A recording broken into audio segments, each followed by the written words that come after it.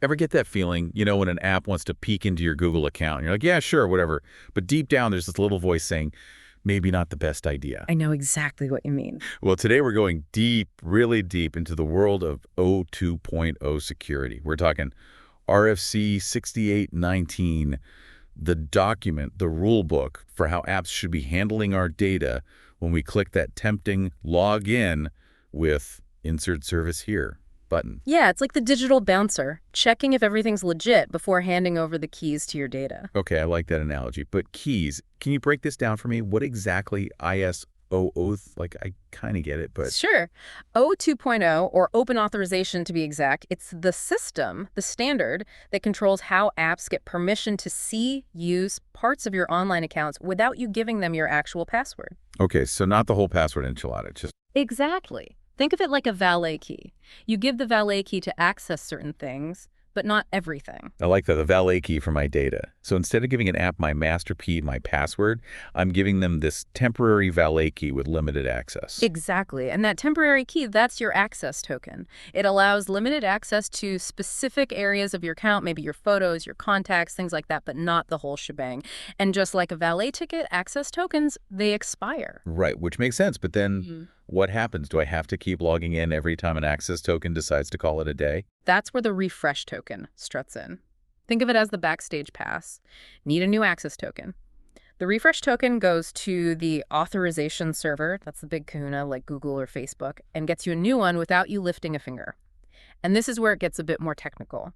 These tokens, especially those access tokens, they often get passed around as JWTs, or JSON Web Tokens. That's JWTs. Sounds intense. They're basically like those tamper-proof envelopes for important documents, but in this case, they're carrying your token information. Okay, so it's not just about the tokens themselves, but how they're packaged and delivered.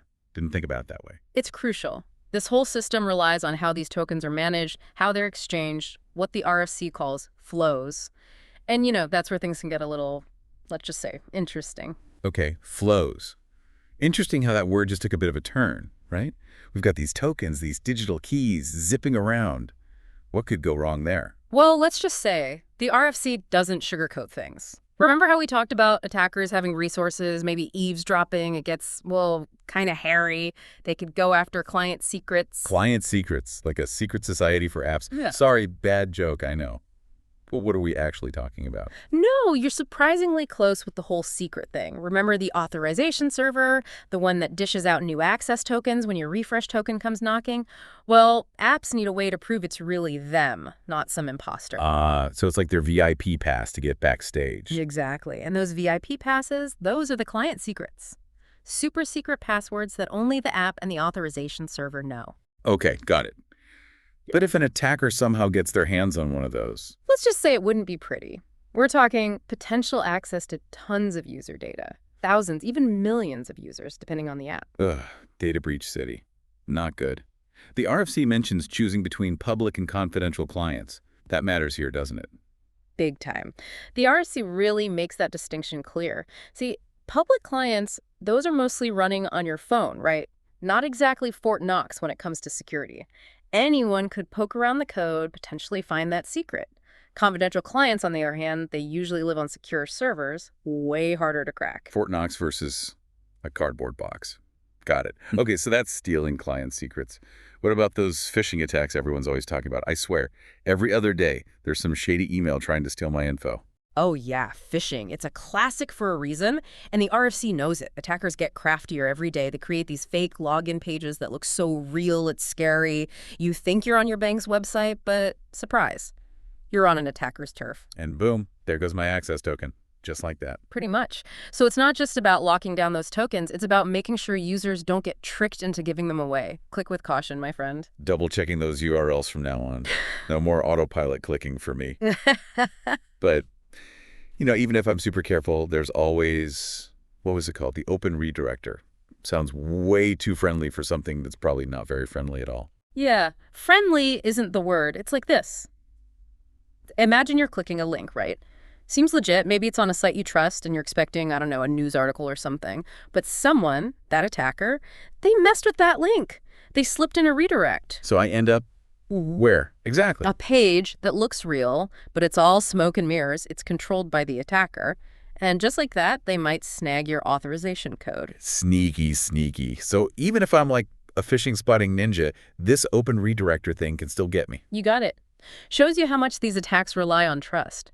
Even clicking a link, something we do a million times a day, can have consequences. Really makes you think twice. Definitely makes you think. So if all these threats, they're like built into how we share data online, what can we even do? The RFC has to offer some hope, right? It's not all just like digital disaster prepping. So we've been spelunking in the caves of OAuth vulnerabilities, and let's be honest, it's a little creepy down there. But I'm hoping the RFC doesn't just hand us a flashlight and say, good luck. There's got to be some serious defenses we can use. Right. It's not all doom and gloom. The RFC lays out some pretty solid countermeasures. And the cool thing is they really target those attacks we've been talking about. Okay, so what's our arsenal? How do we fight back? Well, first off, encryption. Strong encryption is non-negotiable. The RFC really emphasizes that. Lock those tokens down tight. Exactly. Like imagine a bank vault for your tokens. And speaking of things that need serious protection, those client secrets we talked about. If they're so vulnerable, how do we make them less, tempting? Yeah, because right now they sound like a hacker's dream come true. Right. So the RFC talks about using secure environments. Like think about those hardware security modules, or HSMs. Basically, separate, super protected computers where the only job is to guard those secrets. So even if someone breaks into the main system, those secrets are still on lockdown. Love it. Okay, but what about those sneaky attacks? The phishing, the open redirectors, those seem trickier, right? Because it's about users falling for something. Absolutely. User education is huge. But on the technical side, one powerful tool is shortening token lifetimes. Right, put those valet keys on a timer. Exactly. The shorter they last, the less damage a stolen one can do. Limits that window of opportunity for the bad guys. And then there's something called PKCE. PKCE. Now that just sounds like alphabet soup. Yeah, it stands for Proof Key for Code Exchange. Bit of a mouthful, but trust me, it's cool. Adds an extra layer of security when those authorization codes are being exchanged. Makes it way harder for attackers to intercept them and actually use them. Okay, so we've got the encryption, the secure storage, the short token lifetimes. Anything else? This is a lot. One more, and this one's crucial. Server authentication. We talked about how apps need to prove they are who they say they are, right? Well, it goes both ways. Wait, so I need to make sure the server is legit too. Exactly. Don't want to be talking to an imposter. The RFC stresses that a lot. Double checking everything. Got it.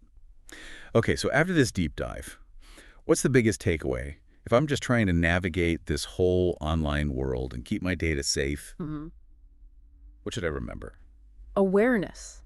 Just being aware of the risks. Pay attention to what permissions you're giving. Really look at the sites and apps you're using. The more you know, the better you can spot those red flags and protect yourself. It's like the RFC is whispering, knowledge is power, my friend. Love it. Knowledge is power. And, this deep dive, total eye-opener. We've gone from that feeling of, I guess I'll click accept all cookies, to really understanding how our data is accessed and, more importantly, how to safeguard it. It's all about making those informed choices. Don't be afraid to dig a little deeper, ask questions, take control of your online security. Couldn't agree more. Well, folks, there you have it. OAuth 2.0 security, straight from the source. You're now officially armed with the knowledge to navigate this digital world confidently, keep those tokens safe and sound. Till next time, stay curious, stay informed, and stay safe.